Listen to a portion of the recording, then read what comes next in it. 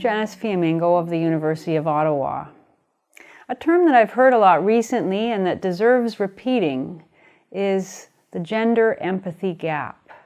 This is the striking and disturbing indifference of our culture toward the suffering of men and boys, in stark contrast to our evident concern for the suffering of girls and women. Recently, the term came to my attention through an excellent article by Glenn Poole, author of the book Equality for Men, which I highly recommend. In the article, Poole talks about the manner in which mainstream news sources ignore harms to men and boys, even when reporting on specific incidents or statistics in which their suffering would seem unavoidable. He points out that, for example, when a large number of men are killed, the media report on people killed. The sex of the victims becomes invisible. When women or girls are killed, in contrast, they are rarely, if ever, referred to as people. Their femaleness becomes part of the story because it is news when women and girls are harmed. It's not news when men and boys are killed or injured. Poole mentions, for example, that 9 out of 10 victims of police-related deaths are of men. 97% of workplace fatalities are male. The U.S. Interagency Council on Homelessness has estimated that 75% of homeless individuals are male. Men are 4 to 5 times more likely than women to commit suicide. 8 out of 10 violent deaths worldwide are male. Now imagine a scenario in which 97% of workplace fatalities were female. Imagine the widespread distress, outrage, the front-page news reports, and the ensuing special programs, workshops, task forces, panel discussions, royal commissions, government reports, emergency measures, and so on.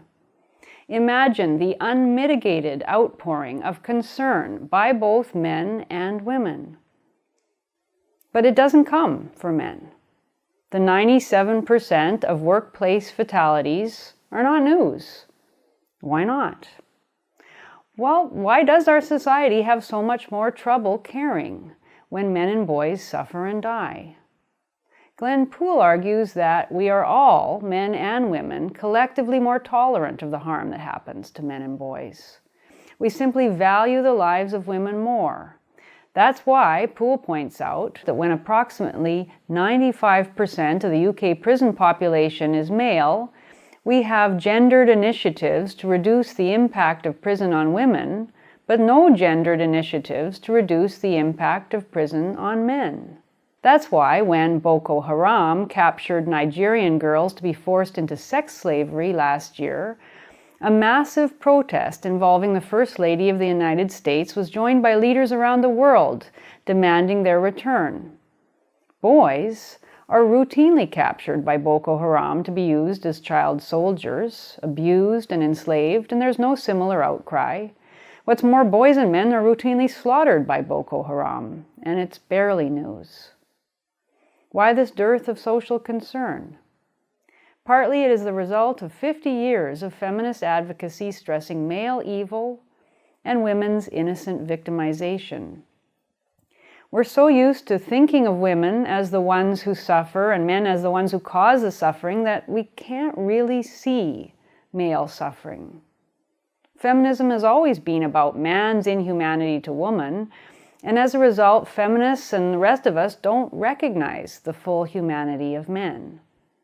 But feminism didn't create this asymmetrical concern out of nothing. It was already there in the DNA of our culture. Women and children first. Throughout history, men have died in war or sacrificed their bodies in labor so that women could be protected. In earlier times, the survival of the human race was predicated on the protection of women. And this was the genius of feminism, that it took an already existing concern for women and exploited it to women's advantage, all the while pretending that feminism opposed everything traditional society had meant for women. That traditional concern was why feminism encountered so little concerted resistance, and why so many men supported feminist demands. And it's why even non-feminists have trouble getting passionate about men's issues today. As Poole says, it should matter to us deeply that our society takes the suffering of our sons, brothers, fathers, uncles, grandfathers, and male friends with such indifference. So let's close the gender empathy gap. We can't claim to care about true equality until we do.